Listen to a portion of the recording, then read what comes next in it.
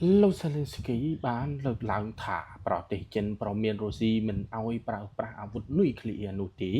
លោកប្រធានាធិបតីអ៊ុយក្រែនគឺលោក Volodymyr Zelensky បានលើកឡើងថាប្រទេសចិនបានចេញសារព្រមានដ៏កម្រមួយគឺទៅកាន់ប្រទេសរុស្ស៊ីដោយហាមទីក្រុងមូស្គូមិនឲ្យប្រើប្រាស់អាវុធនុយក្លេអ៊ែរជាការឆ្លើយតបទៅនឹងការវាយប្រហាររបស់អ៊ុយក្រែនបើទោះបីជាក្នុងកលៈទេសៈបែបណាក៏ដោយនេះបើយោងទៅតាមសារព័ត៌មាន Politico ចុះផ្សាយនៅថ្ងៃទី10ខែកក្កដាឆ្នាំ2026លោក Zelensky បានប្រាប់អ្នកសារព័ត៌មានថាវាគឺជាលើកទី1ហើយដែលចិនបានឆ្លើយតបយ៉ាងម៉ឺងម៉ាត់នៅក្នុងទម្រង់ជាអសានវត្តដោយបញ្ជាក់ច្បាស់ថារាល់ការគិតគូរអំពីការប្រើប្រាស់អាវុធនុយក្លេអ៊ែរគឺជារឿងដែលមិនអាចលើកលែងបានជាដាច់ខាតប្រធានាធិបតីអ៊ុយក្រែនបានបន្តថាសារព័ត៌មានអំពីការអន្តរាគមន៍ពីទីក្រុងប៉េកាំងនេះគឺលោកទទួលបានពីមេដឹកនាំអឺរ៉ុបក្នុងអំឡុងពេលកិច្ចប្រជុំកំពូល NATO ក្នុងទីក្រុងអង្គការ៉ាដែលជាទីកន្លែងដែលពួកគេបានពិភាក្សាគ្នាអំពីទួលនីតិរបស់ចិននៅក្នុងការបញ្ចប់សង្គ្រាមអ្វីតែលោក Zelensky បានបញ្ជាក់ថាលោកក៏បានពិភាក្សាលើប្រធានបទដ៏រសើបនេះជាមួយនឹងប្រធានាធិបតីសហរដ្ឋអាមេរិកគឺលោក Donald Trump ដែរនោះលោកក៏បានសុំរក្សាភាពស្ងៀមស្ងាត់អំពីខ្លឹមសារនៃការសន្ទនាទាំងស្រុង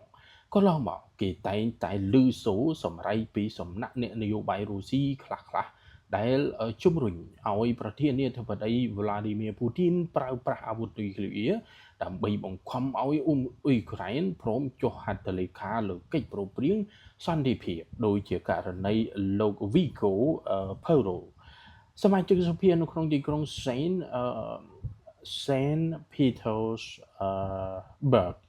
ដែលធ្លាប់បានអំពាវនាវជាសាធារណៈឲ្យប្រើប្រាស់នុយក្លេអ៊ែរបើទោះបីជាយ៉ាងនេះក្តីលោកពូទីននៅតែរក្សាភាពស្ងៀមស្ងាត់និងបញ្ជាក់ថាការវាយប្រហាររបស់អ៊ុយក្រែនកន្លងមកដល់ពេលនេះមិនទាន់មានកម្រិតបំផ្លិចបំផ្លាញដល់ឋានៈតម្រូវឲ្យរដ្ឋាភិបាលរបស់លោកត្រូវប្រើប្រាស់អាវុធនុយក្លេអ៊ែរនោះទេបាទការចូលរួមរបស់ចិននៅក្នុងរឿងនេះត្រូវបានគេមើលឃើញថាជាការបោះជំហានដ៏សំខាន់មួយរបស់ទីក្រុងប៉េកាំងហើយកន្លងមកតែងតែរក្សាជំហរមិនលូកដៃខ្លាំងពេកនៅក្នុងសង្គ្រាមអ៊ុយក្រែន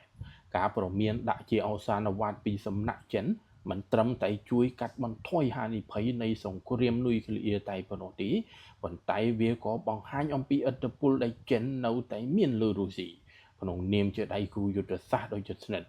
ខណៈពេលដែលពិភពលោកកំពុងតែតាមដានយ៉ាងដិតដល់ការអន្តរាគមន៍របស់ចិននេះអាចคล้ายទៅជាចំ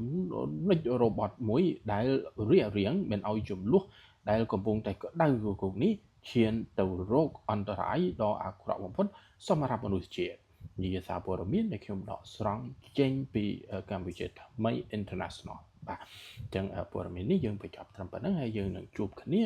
នៅព័ត៌មានក្រោយជាបន្តបាទ